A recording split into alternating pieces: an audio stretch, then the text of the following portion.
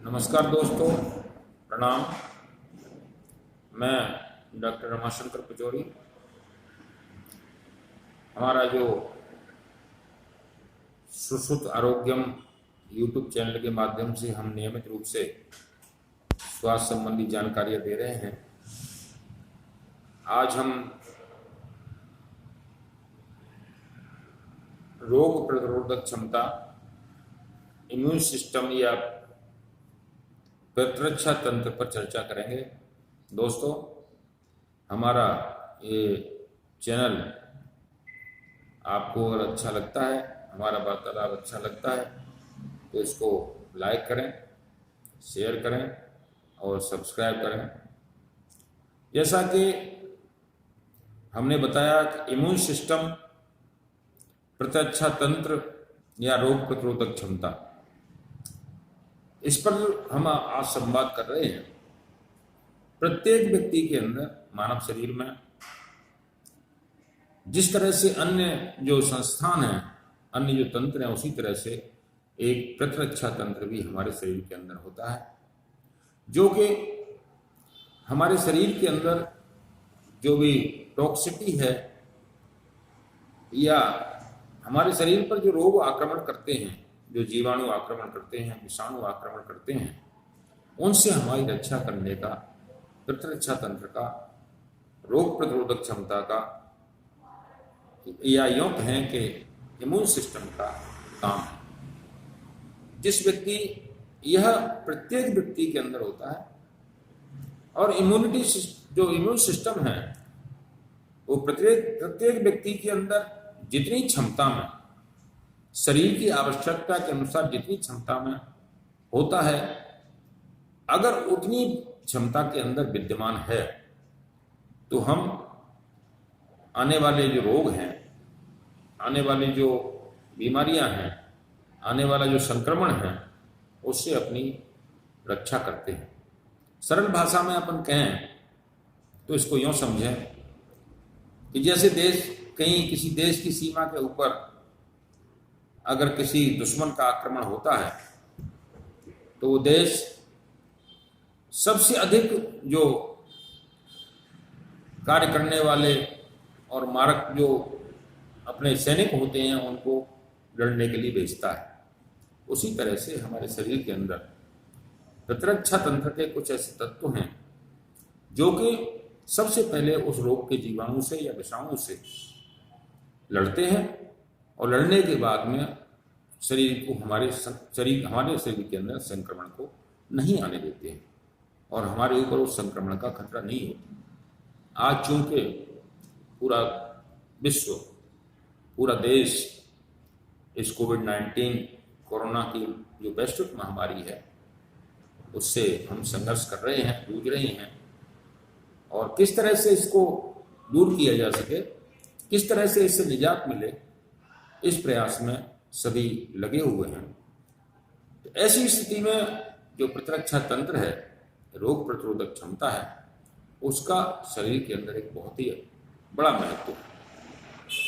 जिन व्यक्तियों की immunity power, immune system अच्छा है, वो इस संक्रमण से बचते हैं। सावधानियां जरूरी है।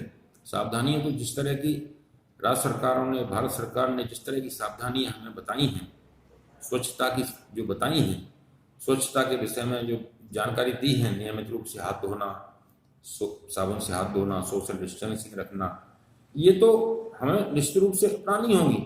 मास्क लगाना अपनानी होगी, लेकिन अपने शरीर के अंदर प्रतिरक्षा तंत्र को, रोग प्रतिरोधक क्षमता को भी मेंटेन करके चलना होगा, मजबूत करके चलना होगा।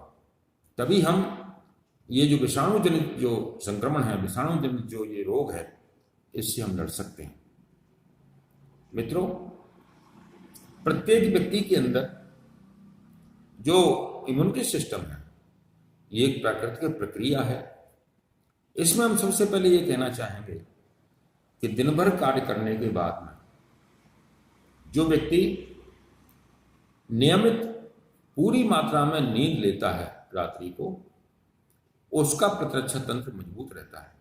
कारण कि जितने बॉडी जब दिन में काम करते हैं, शरीर काम करता है दिन में, तो उसके अंदर जितने भी टीयर्स होते हैं वो हीलिंग, और टीयर्स जो होते हैं, नींद हमारी उस समय हीलिंग का काम करती है। नींद के अंदर जितने भी टीयर्स हैं उनकी हीलिंग होती है, इसलिए पूरी नींद बहुत आवश्यक है। जैसा कि अभी राज्य सरकार की, भारत सरकार की आयुष मंत्रालय की जो गाइडलाइन है, उस गाइडलाइन के अंतर्गत प्रतिरक्षा तंत्र को मजबूत करने के लिए जो उपाय बताए हैं, उसमें अपना प्रातःकाल काढ़े का सेवन करना, च्यवनप्राश का सेवन करना, हल्दी युक्त दूध का सुबह शाम सेवन करना, व्यायाम करना, प्राणायाम करना, यह जो है हमें बताया गया है। निश्चित रूप से हमारा इससे प्रतिरक्षा तंत्र मजबूत होता है। इसका वैज्ञानिक आधार यह है कि जैसे हम सुबह प्रातःकाल काढ़े का जो सेवन करते हैं, उसमें दालचीनी, गिलोय, काली मिर्च है, सौंठ है, ये जो तुलसी के पत्ते हैं, ये जो द्रव्य हैं, इनका हम जो है इनको उबाल करके, छान करके, इस तरह से चाय लेते हैं, उस तरह से अगर हम लेते हैं तो निश्चित रूप से इससे लाभ होता है। उसका कारण यह है कि लाभ इसलिए होता है कि ये जितने भी द्रव्य हैं, ये द्रव्य अग्नि प्रदीपक हैं, पाचक हैं, और कफ और पित्त का नाश करने वाले, कफ और वायु का नाश करने वाले, कफ और वात नाशक जो द्रव्य हैं उनका हम क्वाथ ले रहे हैं। क्योंकि यह बीमारी, यह जो औपसर्गिक रोग है, यह जो विषाणुजन्य रोग है कोविड-19 कोरोना, इसमें कफ दोष और वायु दोष का प्रकोप है। मित्रों, मैं आपको यहाँ आज बताऊं कि इस रोग की शुरुआत हमारे यहाँ पर भारत के अंदर बसंत ऋतु में हुई। अगर हम दोषों के सिद्धांत पर, आयुर्वेदिक दोषों के सिद्धांत पर चलें, तो प्रत्येक दोष का संचय, प्रकोप और प्रशम, ये 6 अवस्थाएं हैं। तो जब शिशिर ऋतु के अंदर, सर्दियों के अंदर, जब कफ जो दोष है उसका जो संचय हमारे शरीर के अंदर होता है, उसका प्रकोप बसंत काल में होता है। बसंत ऋतु के अंदर हमको प्रतिष्ठा होना, जुकाम होना, खांसी होना, इस तरह के लक्षण, बुखार होना, इस तरह के लक्षण होते हैं। और उसी बसंत ऋतु के समय पर इस विषाणु का, इस वायरस का देश के अंदर आना, ये जो है एक महामारी को पैदा करता है। और इस समय पर हमको इसका जो उपचार है, इसका जो उपाय है, वो ये है कि हमको अपनी दैनिक जीवन में कफ शामक आहार लेना होगा। यानी हमको ठंडी चीज़ों से परहेज करके कफ को कम करने वाले आहार को लेना होगा, कफ वर्धक आहार नहीं लेना होगा। सरल भाषा में समझें तो जो ज़्यादा चिकनी चीज़ें हैं, ज़्यादा तली भुनी चीज़ें हैं जो कफ को बढ़ाती हैं, उनको हमें त्यागना होगा। ठंडा पानी ज़्यादा नहीं पीना है, गर्म पानी ज़्यादा पीना होगा। उसका गर्म पानी का नियमित, उष्ण जल का नियमित सेवन करना होगा। उसके पीछे कारण ये है कि अगर हम ज़्यादा ठंडा पानी पिएंगे तो उससे वायु बढ़ेगी, और ये रोग जो है कफ और वायुजन्य व्याधि है। बात श्लेष्मिक ज्वर जिसको कहते हैं, बात श्लेष्मिक जो व्याधियाँ जिसको कहते हैं, वो यही है। इसके अंदर हम जो है देखेंगे कि दूध में हल्दी का प्रयोग होता है। इसका वैज्ञानिक सिद्धांत ये है मित्रों कि हल्दी के जो गुण हैं, हल्दी एंटीसेप्टिक है, एंटी एलर्जिक है, और हल्दी जो है एंटीबायोटिक भी है। और सबसे बड़ी बात यह है कि हल्दी हीलिंग करती है, हीलिंग प्रोसेस करती है।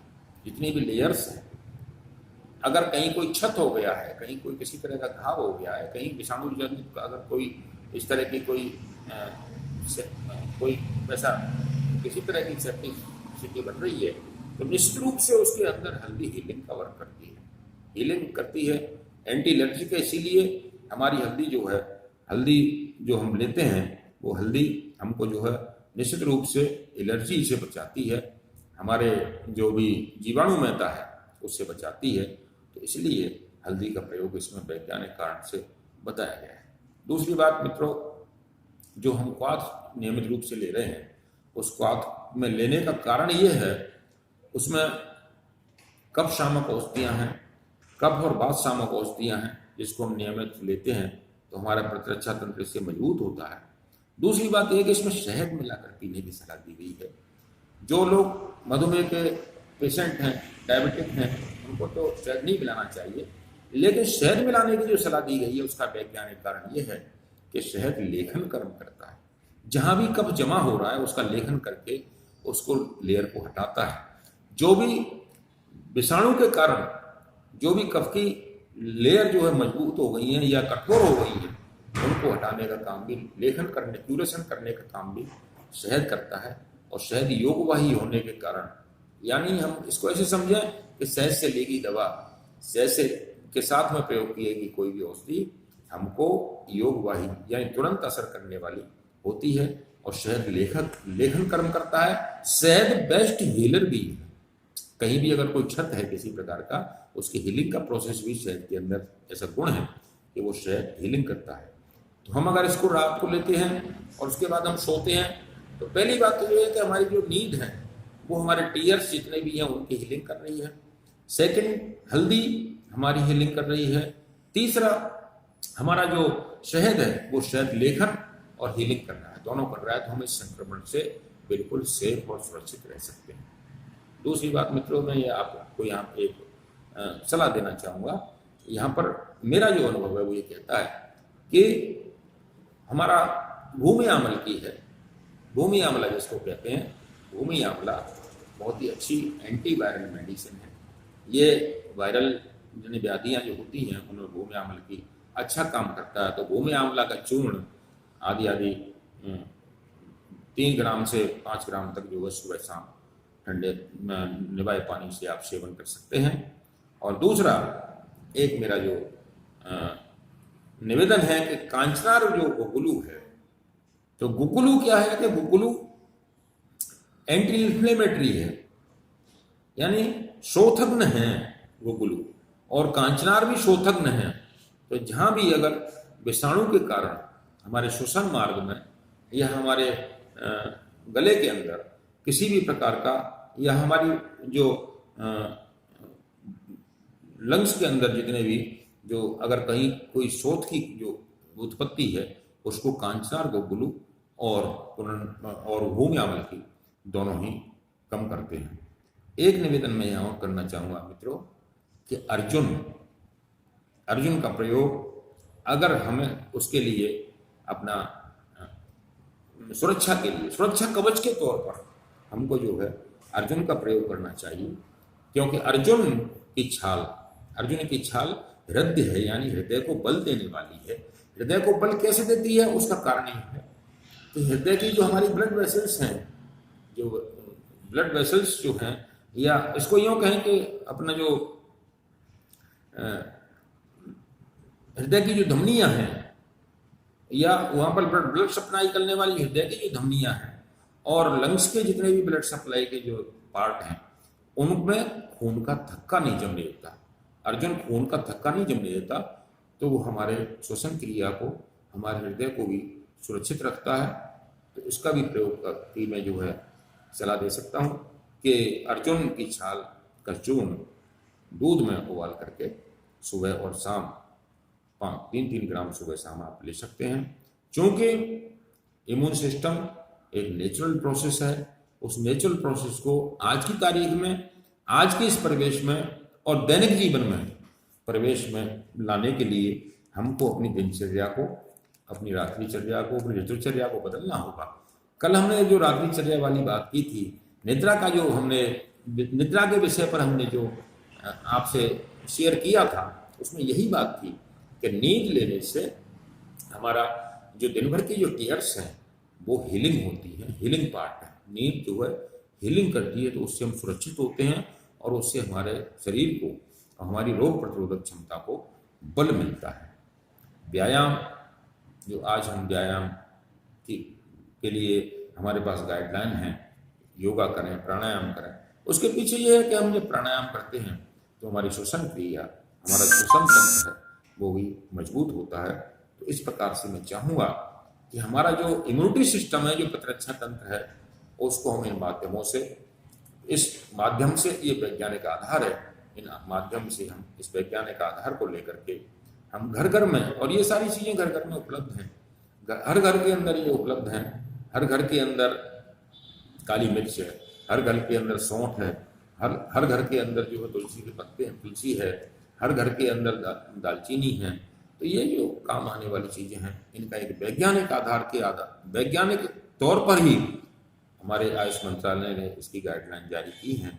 इसके अतिरिक्त जो कांचन कोकुलू और भूमि अमल की चूर्ण, अर्जुन चूर्ण की जो मैंने राय दी है, आशा है आपको पसंद आएगी। आशा है आप इसका नियमित रूप से सेवन भी कर सकते हैं, क्योंकि ये हानि रहित है, इनकी किसी प्रकार के साइड इफेक्ट नहीं है, हानि किसी प्रकार की नहीं है। तो इसको अपने दैनिक जीवन में हम लेंगे तो इससे जो संक्रमण का जो काल चल रहा है, इस समय जो संक्रमण जो चल रहा है, उसमें उष्ण जल का सेवन नियमित रूप से करें। उससे क्या है, कफ का शमन होता है, कफ बढ़ता नहीं है, कफ की वृद्धि नहीं होती है। तो इसमें ये मेरा सुझाव है, मेरी राय है। अगर आपको हमारी राय अच्छी लगती है तो इसको निश्चित रूप से लाइक करें, शेयर करें और सब्सक्राइब करें। कल इस इम्यूनिटी तंत्र, जो प्रतिरक्षा तंत्र है, उस प्रतिरक्षा तंत्र में आगे हम विस्तार से चर्चा करेंगे और कुछ औषधियाँ इस तरह की और आपको शेयर करेंगे, जिससे कि हमारे अनुभव की हैं उनको जब शेयर करेंगे तो निश्चित रूप से आप सभी को इसका लाभ होगा। धन्यवाद।